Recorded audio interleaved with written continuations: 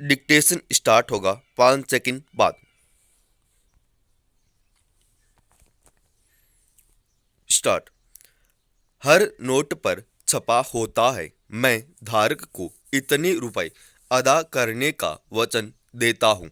उसके नीचे reserve bank के गवर्नर के दस्तखत होते हैं। मेरा एक सवाल है, क्या कभी कोई सचमुच रिजर्व बैंक के गवर्नर के पास 100 रुपए का नोट लेकर गया और उसने कहा कि यह लीजिए 100 का नोट और मुझे 100 रुपए अदा कीजिए? अगर ऐसा हुआ तो आरबीआई गवर्नर क्या करेंगे? उसे अपने वचन के मुताबिक कैसे 100 रुपए अदा करेंगे? क्या वह 100 रुपए का वो नोट लेकर दूसरा 100 का नोट दे देंगे? अगर ऐसा करेंगे तो इस वचन का क्या मतलब है? मैं भी ऐसा वचन दे सकता हूँ कि जो मुझे 100 रुपए देगा उसे मैं भी 100 रुपए दूंगा। क्या वह उसे 100 रुपए का छुट्टा देंगे? अगर ऐसा है तो साफ साफ लिखना चाहिए। मूल सवाल यही है कि 100 रुपए के नोट के धारक को जो 100 रुपए अदा करने का वचन दिया गया है वे कौन से 100 रुपए हैं? यहीं से मेरा वह कन्फ्यूजन शुरू होता है जो अर्थशास्त्र में आगे तक चलता जाता है। अर्थशास्त्र मुझे बहुत समझ में नहीं आता। इसका मुझे कोई विशेष अफसोस नहीं है। मुझे बहुत सी चीज़ें समझ में नहीं आती, लेकिन मेरी मूल दिक्कत यह है कि रिजर्व बैंक के गवर्नर ने मुझे ऐसे वचनों का प्रदान ज़्यादा क्यों नहीं किया? निश्चय ही अर्थशास्त्र न समझना इसकी वजह नहीं है, क्योंकि मैं ऐसे कई सारे लोगों को जानता हूँ जो अर्थशास्त्र नहीं जानते, लेकिन रिजर्व बैंक के गवर्नर के वचन उनके पास बहुतायत में होते हैं। अगर मामला वचन का है तो फिर कोई बहुवचन और एक वचन क्यों? और अगर सिर्फ वचन का मामला नहीं है तो कुछ लोग प्रथम पुरुष, कुछ द्वितीय पुरुष और हम जैसे अन्य पुरुष क्यों लगता है? बात व्याकरण में चली गई है, जिसका ज्ञान मुझे अर्थशास्त्र से भी कम है। लेकिन सवाल वही है कि अगर व्याकरण के अज्ञान के साथ मैं छोटा मोटा लेखक हो सकता हूँ और अर्थशास्त्र के अज्ञान के साथ कुछ धनाढ्य नहीं हो सकता। भारतीय रेलवे नए भारत की बढ़ती हुई जरूरतों को पूरा करने के लिए यात्रियों के साथ साथ माल ढुलाई के लिए पर्यावरण के अनुकूल, कुशल और लागत प्रभावी, समयबद्ध और आधुनिक वाहक होने के लिए समग्र तौर पर प्रयास कर रहा है। भारतीय रेलवे वर्ष 2030 तक शुद्ध शून्य कार्बन उत्सर्जन प्राप्त करके दुनिया का सबसे बड़ा हरित रेलवे नेटवर्क बनने की ओर अग्रसर हो रहा है। यह हमारे लिए एक बहुत अच्छी बात है। इससे प्रदूषण की मात्रा में काफ़ी कमी आएगी और हमारा पर्यावरण काफ़ी शुद्ध रहेगा और हमें एक स्वस्थ सांस लेने को मिलेगी, जिससे कि हम बहुत सारी बीमारियों से बच सकते हैं, क्योंकि वाहनों से प्रदूषण बहुत होता है। भारतीय रेलवे अपने मार्गों पर बड़े पैमाने पर विद्युतीकरण की योजना बना रहा है, क्योंकि यह पर्यावरण के अनुकूल है और साथ ही साथ यात्रियों की सुविधा को बनाए रखने के लिए अपनी ट्रेनों को पर्यावरण के अनुकूल यात्रा साधन के तौर पर फिर से तैयार करने के लिए हेड ऑन जनरेशन सिस्टम और बायो टॉयलेट्स लगाने की भी योजना बना रहा है।